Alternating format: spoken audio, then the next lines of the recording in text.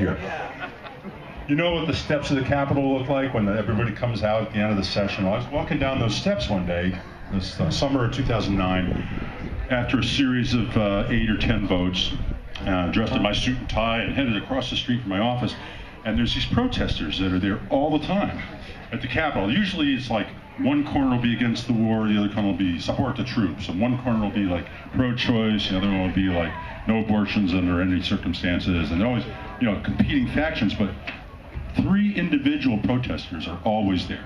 There's a guy with a clown suit on with an inflatable hat about this tall who yells, "Spit on me, go ahead, spit on me." He's like against healthcare, no takeover, no death panels, that kind of thing. And then there's a woman with a mannequin dressed like Jesus with long robes and long hair, and she's got pictures of fetuses and a boombox playing choir music and stuff like that. And then there's a guy who looks like he just woke up under a bridge, and he's wearing jeans that probably were never washed, an old fatigue jacket. He's got hair down to his shoulders and a big beard down to his chest, and he's got a cardboard sign with a Sharpie. He writes every day a different message, and I think, like one day it said, presidentbyamendment.com, and he never says a word, so you're not really sure what he's protesting. I could never tell. He's leaning, this catatonic big guy with a cardboard sign leaning on this tree, and I'm walking back and forth going by him every day and wondering, what the hell is he, an FBI plant or something, And so I'm coming down the steps after a bunch of votes on, congratulating somebody's hockey team or basketball team and probably procedural stuff. And I hear the voice from behind me, I hear a voice say, "Congressman Hall." I turn around and it's this protester, the guy from under the bridge. And I said, "Yes." And he said, "I got a message for you." And I said, "Well, you always have a message." It's the and he same said, "Thank one. you." And I said, "You're welcome." And I came over closer, and another guy's chief of staff for Congressman Elliot Engel from New York, Bill Weitz, the big guy, he saw me approaching this guy or being approached by this guy.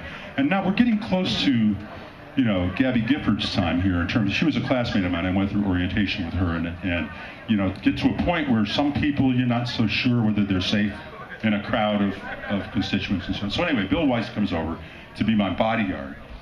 So I lean in close to this guy, and who looks like he just climbed up from under the bridge, expecting, I don't know what kind of message. And he says to me in a whisper, he says, "I really love your rhythm guitar playing on Spring Fever."